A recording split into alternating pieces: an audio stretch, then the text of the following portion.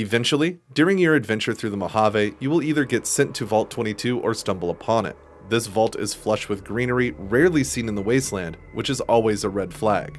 The NCR wants to get their hands on some data from here to see why everything is growing so effortlessly. In fact, there's already a scientist named Keely on the scene, and after she has you do some of the busy work, if you have copied this data to your Pip-Boy, she will confront you about it. With a science skill of at least 70, the courier can convince Keely to not delete the data, so it can act as a blueprint for what not to do in the future. Ah, good. You survived. I was beginning to think you hadn't. You'll be pleased to know that the spore should no longer be a problem. Now all that's left is to ensure that none of this ever happens again. The research that led to these abominations must be erased. I've managed to create a connection to the Vault's backup system from here.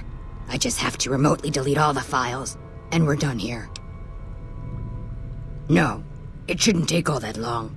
Just a few more moments, and that's strange.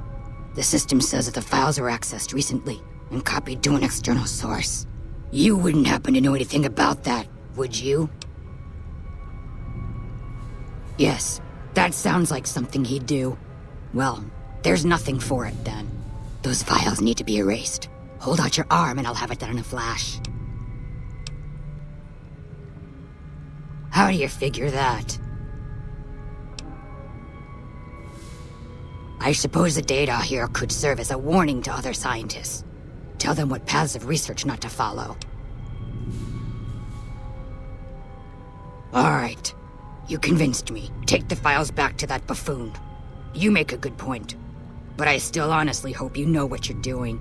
I've unlocked the door, so you're free to run along now. Although it pains me to say it, I wouldn't have made it out of here without your help.